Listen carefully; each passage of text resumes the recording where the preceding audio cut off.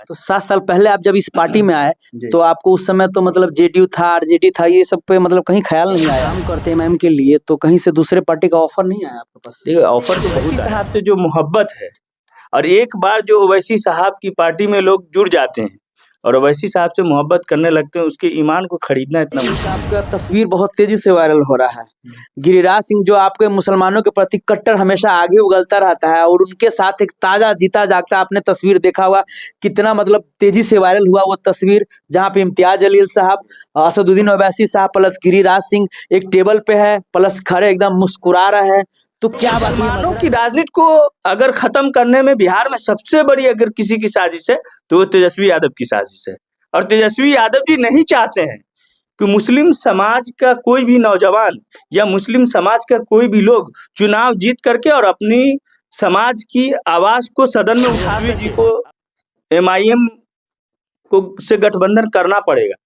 अगर 2025 का सपना देखते हैं तो अगर सपना अधूरा रहना चाहते हैं तो फिर गठबंधन। आप देख रहे हैं times of Sitamarhi. Times of Sitamarhi में आपका स्वागत है जी। मैं बात कर रहा हूं अभी सीतामढ़ी के नानपुर प्रखंड के ददरी गांव में, जहां पे एमएम के जो जिला संयोजक मंत्री साहब है नजर आलम, उनसे ही हम बात करते हैं। देखिए, सबसे पहले टाइम्स ऑफ सीतामढ़ी और एसबी भारत न्यूज के तमाम दर्शकों का, व्यूअर्स का मैं शुक्रिया अदा करता हूं। देखिए, मैं मेरा नाम नजर आलम उर्फ चांद बाबू हुआ। मैं यहाँ एमआईएम पार्टी का युवा जिला संयोजक हूँ और मैं लगभग 7 से 8 साल से पार्टी से जुड़ा हूँ और पार्टी के लिए मैं काम कर रहा हूँ। तो 7 साल पहले आप जब इस पार्टी में आए तो आपको उस समय तो मतलब जेडीयू था, आरजेडी था, ये सब पे मतलब कहीं ख्याल नहीं आया? देखिए, अभी हमारा उस वक्त जो ख्याल था, और ये जो एमआईएम पार्टी है धारा के विपरीत चलती है। ये जो आंधी चलता है उसकी मुखालफत में। देखिए, बहुत सारे ऐसे लोग हैं जो संघर्ष करके आगे बढ़ते हैं, उनको कामयाबी मिलती है। राजद, जदयू जो उनकी विचारधारा है वो विचारधारा सिर्फ सत्ता की है। एमआईएम का जो विचारधारा है वो खिदमत खल्क है। सियासत के साथ साथ समाज की खिदमत करना है। और ये विचारधारा हमको इसलिए अच्छा लगा कि ये सभी जाति, सभी समाज, सभी वर्ग के लोगों के लिए खिदमत करती है। इसलिए हम लोग एमआईएम के साथ हैं और एमआईएम पार्टी को हमने ज्वाइन किया है। काम करते एमआईएम के लिए तो कहीं से दूसरे पार्टी का ऑफर नहीं आया आपके पास? देखिए, ऑफर तो बहुत आया। अच्छा। पिछले बार भी विधानसभा चुनाव में कई सारे लोग हमारे पीछे लगे रहे, कई सारे लोगों ने कॉल किया, कई सारे लोगों ने कहा हमारी पार्टी में आ जाइए, फलाना पोस्ट दे देंगे, फलाना पद पे कर देंगे, सम्मान देंगे।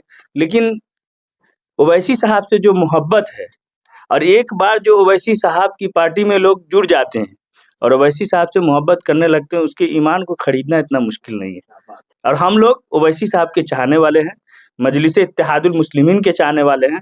हम लोगों को कोई भी खरीद फरोख्त नहीं कर सकता है। अच्छा, एक जो हम देखे तिरहुत प्रभारी राणा रंजीत साहब का अक्सर बयान आता है कि एमएम में कार्यकर्ता नहीं होते, दीवाने होते। तो ये कार्यकर्ता और दीवाने में क्या मतलब है, फर्क थोड़ा बताइए हमें। कार्यकर्ता होता है कि पार्टी का जब कोई आदेश होता है वो काम करता है, उसके पीछे उसकी लालच छुपी रहती है। अरे बाप रे। अच्छा, है ना? हर लोगों को, अब कोई वार्ड मेंबर है तो चाहता है मुखिया बन जाए, कोई मुखिया रहता है तो चाहता है विधायक बन जाए, प्रमुख बन जाए। ये स्टेप बाय स्टेप जो राजनीति का जो पोस्ट है, लोग इस लालच में भी रहते हैं।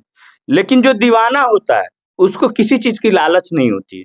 वो उसके लिए निष्पक्ष होकर के काम करता है और वो अपनी पार्टी से मोहब्बत रखता है। जैसे मैं आप एमआईएम की बात मैं कर दूं, जी बिल्कुल। तो एमआईएम का पार्टी लेवल का चुनाव तो नहीं है, वार्ड मेंबर या पंचायत चुनाव, लेकिन अगर एक वार्ड मेंबर को भी लड़ा दीजिएगा तो एमआईएम के पूरे हिंदुस्तान नहीं बल्कि पूरी दुनिया में जहां भी चाहने वाले लोग होंगे वो तुरंत उससे इंटरेस्ट अपना रखते हैं। और उनकी कोशिश रहती है कि हम वोटर नहीं है लेकिन वहां के लोगों को प्रयास करें ताकि वो चुनाव जीत जाए। तो दीवाना का ये मतलब हो गया कि पार्टी से मोहब्बत रखना। पार्टी के जो राष्ट्रीय अध्यक्ष है बैरिस्टर असदुद्दीन ओवैसी साहब, उनसे मोहब्बत रखने वाले लोग हैं कि हमारे कौम के लिए हर मुद्दे पे लड़ने वाला मेंबर ऑफ पार्लियामेंट के अंदर में दिल्ली की सदन में सबसे पहले अगर कोई आवाज उठाते तो उसका नाम ओवैसी साहब है।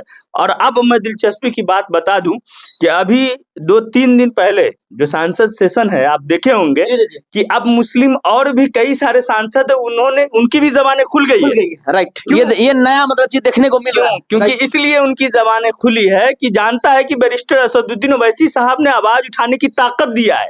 543 में एक वाहिद शख्स है, वो सांसद है जो मुद्दे को एकदम मजबूती से लड़ते हैं और सदन में अपनी आवाज को सड़क से लेकर सदन तक लड़ने वाला है। तो जाहिर सी बात है कि एक आपका तस्वीर बहुत तेजी से वायरल हो रहा है। गिरिराज सिंह जो आपके मुसलमानों के प्रति कट्टर हमेशा आगे उगलता रहता है और उनके साथ एक ताजा जीता जागता आपने तस्वीर देखा हुआ, कितना मतलब तेजी से वायरल हुआ वो तस्वीर, जहाँ पे इम्तियाज जलील साहब, असदुद्दीन ओवैसी साहब प्लस गिरिराज सिंह एक टेबल पे है, प्लस खड़े एकदम मुस्कुरा रहे हैं। तो क्या बात है, ये मजरा क्या था? हमारे मालेगांव के जो मुफ्ती इस्माइल साहब हैं, हमारे विधायक हैं वहाँ, उनके इलाके में जो कपड़े का जो वहाँ कंपनी है, उसको वहाँ कैसे वहाँ वर्करों को रोजगार दिया जाए, वहाँ के लोगों को रोजगार दिया जाए, कंपनी कैसे खोला जाए, वहाँ उसको कैसे एक प्रमोट किया जाए जी। तो उसके लिए हमारे बैरिस्टर असदुद्दीन ओवैसी साहब और इम्तियाज जलील साहब, मुफ्ती इस्माइल साहब गिरिराज सिंह जी से जाकर के मुलाकात की। आप बताइए, मंत्री वो है तब मिलने किससे जाए? अगर मान लिया आज उसकी जगह अगर बैरिस्टर असदुद्दीन ओवैसी साहब मंत्री होते तो गिरिराज सिंह जाते मिलने के लिए। समय समय पे कहीं ना कहीं आरजेडी प्लस कुछ और भी पार्टियां है जिसके द्वारा आप पे आरोप लगाया जाता है कि आप बीजेपी के लिए काम करते हैं, इसमें कितनी % सच्चाई है सर? हम लोगों ने आज तक कभी भी हमारी पार्टी न बीजेपी के साथ कहीं चुनाव लड़ी है, न उसे गठबंधन करके कहीं भी राजनीति किया है। लेकिन शायद 1990 भूल गए हैं राजद के लोग। लालू यादव मुख्यमंत्री बने थे, किनसे गठबंधन करके सरकार बनी थी? भाजपा से गठबंधन करके सरकार बनी। तो बीजेपी के बी टीम हुआ कि हम लोग हुए? देखिए, ये लोग जनता के मुद्दों पे बात नहीं करते, ये लोग बरगलाने की बात करते हैं। देखिए, तेजस्वी यादव जी जो सपना देख रहे हैं 2025 में मुख्यमंत्री का, बिल्कुल, ये मैं आपके चैनल पे ऑन रिकॉर्ड बोल रहा हूँ और रिकॉर्ड करके रख दीजिए, ये सपना अधूरा रह जाएगा। इसलिए अधूरा रह जाएगा कि उनकी जो राजनीति है वो जातिवाद की राजनीति करने वाले लोग हैं, परिवारवाद की राजनीति करने वाले लोग हैं। वो राजनीति को बिहार की जनता कभी भी कामयाब होने नहीं देगी। आप बताइए कि बिहार में 18% मुस्लिम की आबादी है और जिसकी जहां जितनी भी आबादी उसको हिस्सेदारी मिलनी चाहिए। आज सीतामढ़ी में 8 विधानसभा है, क्योंकि मैं सीतामढ़ी से आता हूं तो यहाँ के मुद्दे पे मैं बात आपसे करता हूँ। सीतामढ़ी में 8 विधानसभा है, जिसमें से 2 माइनॉरिटी विधानसभा है, सुरसंड और परिहार। बाजपट्टी में किनको टिकट मिला? यादव जी को। परिहार में आप किसको टिकट देते हैं? तो देखिए, आप सीतामढ़ी में कितनी जगह यादव को आपने टिकट दिया? तो मुसलमानों की राजनीति को अगर खत्म करने में बिहार में सबसे बड़ी अगर किसी की साजिश है तो वो तेजस्वी यादव की साजिश है। और तेजस्वी यादव जी नहीं चाहते हैं कि मुस्लिम समाज का कोई भी नौजवान या मुस्लिम समाज का कोई भी लोग चुनाव जीत करके और अपनी समाज की आवाज को सदन में उठा सके, अपने समाज की लड़ाई को मजबूती से सदन में लड़ सके। उनका सिर्फ ये मंशा है कि जो मुस्लिम समाज है उसके नौजवान और उनके लोग हमारा दरी बिछाए, झंडा बिछाए, हमको विधायक, मंत्री और सांसद बनाए। ये बस यही सोच है। लेकिन अब जो मुस्लिम समाज है या इसका नौजवान है, खास करके दलित समाज है, महादलित समाज है, ये सारा समाज अब जागरूक हो चुका है। इनके बच्चे अच्छे यूनिवर्सिटी में पढ़ रहे हैं, कॉलेज में पढ़ रहे हैं, एजुकेशन तालीम हासिल कर रहे हैं। ये लोग अब समझ गए हैं कि नहीं, हम अपनी लड़ाई हम खुद लड़ेंगे और इसलिए लड़ भी रहे। और खास करके अभी तिरुतेमल्ती वाला आप चुनाव देखे होंगे, मैं बधाई देता हूं प्रशांत किशोर जी को, बहुत एक अच्छा प्रयास रहा उनको। देखिए, सब लोकतंत्र में सबको अधिकार है लड़ाई लड़ने का, वो तो है। कोई किसी का सर्टिफिकेट लेने की जरूरत नहीं। किसी को कोई बी टीम बोल दे, ए टीम बोल दे, सी टीम बोल दे, उसमें भी आरोप लग रहा है। देखिए, ये राजद के लोगों का ये आरोप हमेशा गलत आरोप रहता है। मतलब भाजपा को पोषने पालने का काम उन लोगों ने किया। माननीय मुख्यमंत्री नीतीश कुमार जी, अभी नीतीश कुमार जी अगर तेजस्वी जी को ऑफर कर दे कि आप आइए हम आपके साथ सरकार बना लेंगे, 2 मिनट लगेगा तेजस्वी। अच्छा, आप लोग जितनी मजबूती के साथ चुनाव लड़ते हैं लेकिन आपके अपेक्षाकृत जो है रिजल्ट नहीं आ पाते, क्यों? कहीं ना कहीं लोगों का कहना है कि कहीं ना कहीं मुसलमान भाई ही आप पे विश्वास नहीं करते, आपके पार्टी पे। क्यों ऐसा हो रहा है? देखिए, प्रयास संघर्ष सब लोग करते हैं और संघर्ष करने वाले एक दिन सफल जरूर होते हैं। हमारा जो विचारधारा है और हमारी जो लड़ाई है उसको लेकर के हम जनता के बीच जाते हैं। पूरी तरीके से हम मजबूती से तैयारी से चुनाव लड़ते हैं, जनता के बीच अपनी बातें रखते हैं। अब जब चुनाव का समय आता है तो देखिए, खास करके मुस्लिम समाज को ये समझना होगा कि अब हम अपनी लड़ाई लड़ने के लिए अपने लोगों को सदन में भेजना होगा। वहां पे कुछ पार्टी है जो ये नारा लगा देता है कि भाजपा को हराने के लिए आप वोट कीजिए और हमको जिताने के लिए वोट कीजिए। देखिए, ये कुछ ऐसा मुद्दा है जिसको छेड़ करके लोग को कहीं ना कहीं इधर से उधर कर देता है। लेकिन मुस्लिम समाज, चूंकि आप पढ़े लिखे लोग हैं, सब लोग पढ़े लिखे तबके से आगे हैं, तो लोगों को ये समझनी चाहिए कि कहीं ना कहीं हम अपने लोगों को चुनाव जिता करके भेजें ताकि सदन में जाके हमारी लड़ाई लड़ सके। हम किसी को हराने के लिए क्यों वोट करें भाई? हम अपने आप को चुनाव जीतने के लिए क्यों नहीं वोट करेंगे? हम अपने लोगों को मजबूत करने के लिए क्यों नहीं वोट करेंगे? हमको क्या जरूरत है किसी को हराने के? देखिए, यही तो राजद का ये सोच रहा, वो खुद वहां जाके बिरयानी खाते हैं, वो सही है ना? तो ये तेजस्वी यादव जी सिर्फ और सिर्फ मुसलमान को लुभाने के लिए इफ्तार पार्टी में आते हैं, वो टोपी और गमछा बांध करके, और नीतीश कुमार जी। लेकिन उस वक्त इफ्तार पार्टी में सिर्फ मुसलमान को याद रखता है, इफ्तार खत्म, मुसलमान को भूल गया। और देखिए 2025 का जो चुनाव होगा, हम लोगों का पूरा प्रयास है कि हम लोग, हमारे जो प्रदेश अध्यक्ष है, वो लोग एक गठबंधन की तरफ है कि भाई हम लोग थर्ड फ्रंट का एक गठबंधन बना करके हम लोग बिहार की जनता की लड़ाई को लड़े। अगर इस तरीके से हो जाएगा तो यहाँ हम लोग कहीं ना कहीं सरकार भी चलाने का काम करें। अगर आरजेडी ऑफर देती है तो? राजद ऑफर देती है, बुलाए, आप ही के माध्यम से हम स्वागत है, आप एकदम स्वागत है। आपके चैनल के माध्यम से हम कहते हैं कि तेजस्वी यादव जी बुलाए अख्तरुल इमान साहब को फोन करके।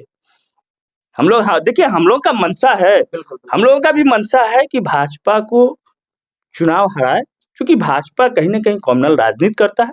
ये इनका जो मुद्दा है सिर्फ मस्जिद और मंदिर का मुद्दा है, मुसलमान और हिंदू का मुद्दा है। और हम लोगों का जो मुद्दा है, नहीं, विकास का मुद्दा होना चाहिए, रोजगार का मुद्दा होना चाहिए, स्वास्थ्य का मुद्दा होना चाहिए, शिक्षा का मुद्दा होना चाहिए। तो उस कॉम्युनल राजनीति के खिलाफ जो लोग भी, सेकुलर पार्टी, हम लोग एक साथ आकर के अगर लड़ाई लड़ना है जनता की, तो हम लोग मजबूती से लड़ने का काम करेंगे। लेकिन तेजस्वी जी बुलाए तो सही। जाते जाते सर एक और सवाल, क्या लगता है आपको, अगर एमएम 2025 में अगर एमएम के साथ आरजेडी गठबंधन नहीं करता है तो उसका सपना मतलब पूरा हो सकेगा? देखिए, वो आए, पहले तेजस्वी यादव जी हमारे प्रदेश अध्यक्ष अख्तरुल इमान साहब से बात करे, बुलाए, हम लोगों की मीटिंग होगी, हम लोगों को गठबंधन में लिया जाएगा। हम लोग भी चाहते हैं कि बिहार में भाजपा को कैसे हटाए, और कहीं ना कहीं ये जो भाजपा लोग जो कॉम्युनल राजनीति करते हैं, इसके मुखालफत में हम लोग मजबूती से लड़ाई लड़े और जनता का आशीर्वाद मिलेगा। लेकिन उसको, तेजस्वी जी को एमआईएम को से गठबंधन करना पड़ेगा। अगर 2025 का वो सपना देखते हैं तो अगर सपना अधूरा रहना चाहते हैं तो फिर गठबंधन में नहीं ले। और एक बात समझिए, इस बार हमारी पार्टी 50 से 60 सीट पे चुनाव लड़ने जा रही है। और अभी हमारे प्रदेश अध्यक्ष जी का आदेश है कि 50 से 55 विधानसभा पे अपने कार्यकर्ता को एकदम जागरूक करके रखिए, और उसको सचेत कीजिए कि एकदम जागरूक रहे, है ना, और वहां संगठन के ऊपर ध्यान दे। और हम लोग 50 से 55 विधानसभा पे अपने संगठन को मजबूत करने का काम कर रहे हैं, और हम लोग चुनाव भी लड़ेंगे। क्या बात है, बहुत बहुत धन्यवाद सर। तो ये हमारे साथ एमएम के नेता, सीतामढ़ी जिला के बाजपट्टी के ददरी गांव से, जी हाँ, बेवाकी से इन्होंने अपनी बात को रखा और साफ साफ इनका कहना है कि अगर तेजस्वी यादव 2025 में वाकई में उनको अगर मुख्यमंत्री बनना है तो एमएम के साथ गठबंधन करना ही होगा।